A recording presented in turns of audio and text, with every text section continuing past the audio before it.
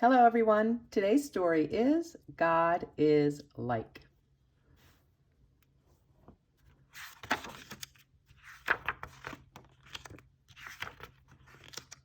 The rock. This is the rock. That was by a lake. In the spring, the waves splashed over the rock and washed away the sand, but the rock stayed the same.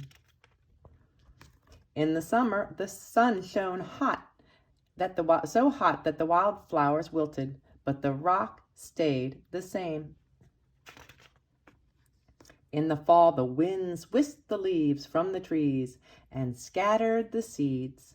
The rain poured down, the sand became soggy wet, but the rock stayed the same. In winter, the cold air changed the rain into snow and the lake water into ice, but the rock did not change. It stayed the same. One summer day, a boy climbed on the rock. He jumped up and down, he rocked back and forth, but the rock did not wiggle or move. It stayed steadfastly in its place. He pretended the rock was his strong, steady ship. It carried him through high waves and howling winds. The boy pulled the rock.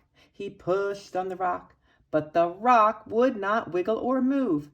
It stayed steadfastly in its place. The boy crouched behind the rock. He peeked around one side. He peeked around the other side. He pretended that the rock hid him and saved him from a roaring lion of the jungle. The boy built sandcastles with a paper cup. He smoothed out roads, he dug rivers, and filled them with water. He used twigs for people. He pretended that the rock was a big mountain that protected his castles and people from dangers on the other side. Every summer, the boy came back to the rock by the lake. Every year, the boy was bigger. But the rock stayed the same. I wonder, could God be like a rock?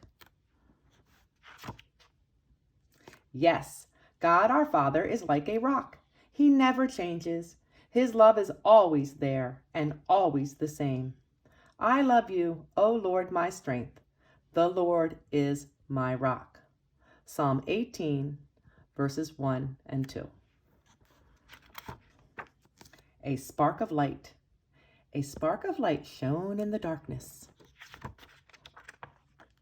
It grew bigger and bigger until it burst into a flame. The flame lit a candle.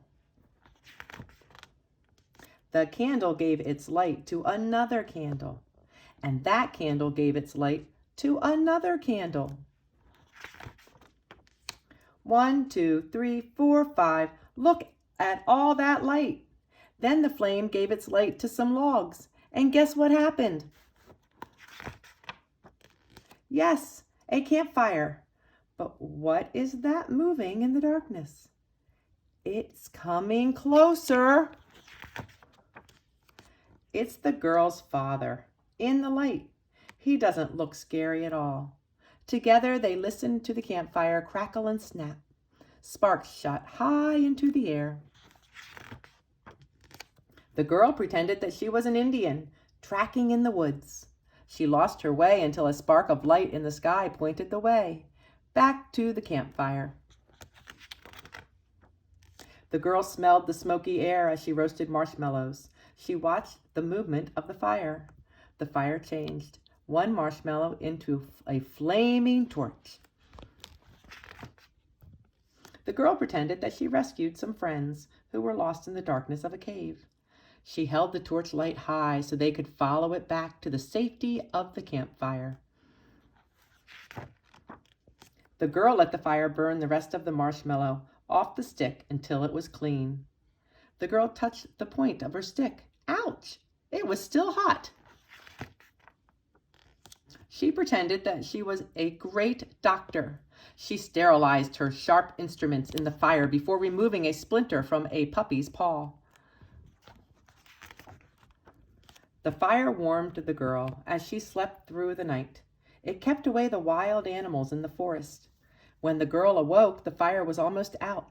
It had turned the logs into smoke and ashes. The girl squinted up at the morning sun. It was so bright. It lit up everything. I wonder, could God be like the light? Yes, Jesus, the Son of God, is like the light that lights up all our darkness. Jesus said, I am the light of the world. John 8, verses 1 and 2. A breath of wind. A breath of wind stirred the ashes of a campfire. A tiny spark burst into flame.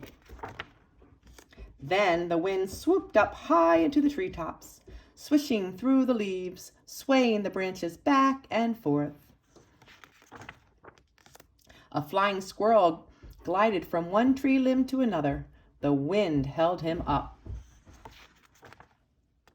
The wind quickened. It whipped up whitecaps waves on the lake. It pushed the clouds across the sky.